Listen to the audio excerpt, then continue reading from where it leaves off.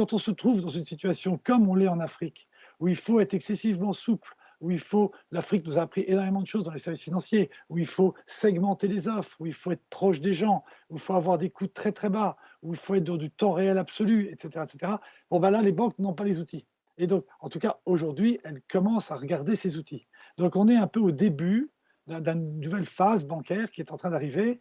L'Afrique, je dis souvent que l'Afrique, c'est la Silicon Valley de la banque, parce que c'est là que tout se passe, parce que dans les pays développés, il y a tout ce qu'il faut. Donc, on a beaucoup plus de mal à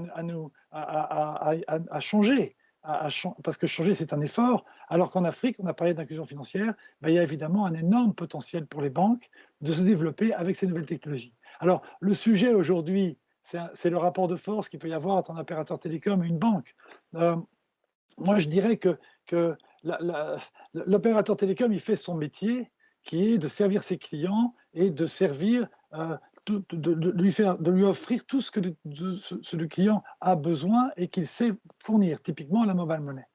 Maintenant, la banque, elle a un rôle essentiel pour l'économie africaine. La banque, elle est centrale à l'économie africaine.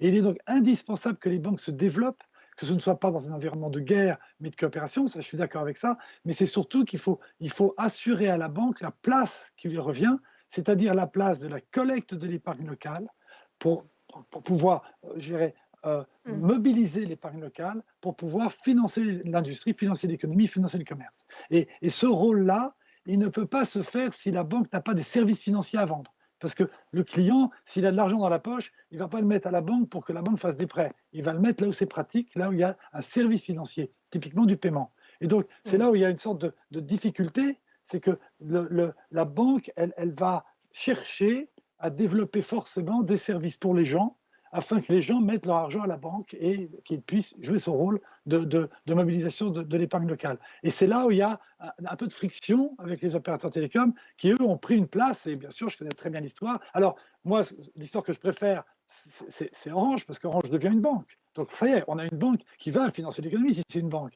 Et puis, elle va obéir à la régulation financière internationale si c'est une banque. Donc, et on voit bien que ça ne va pas être facile. Mais c'est quelque chose que les banques ont comme contrainte, que les opérateurs télécoms n'ont pas comme contrainte. Et ce déséquilibre, d'un côté, plus de liberté, moins de régulation, et de l'autre côté, moins de technologie, ben, tout ça, ça fait un gap qu'il faut arriver à combler.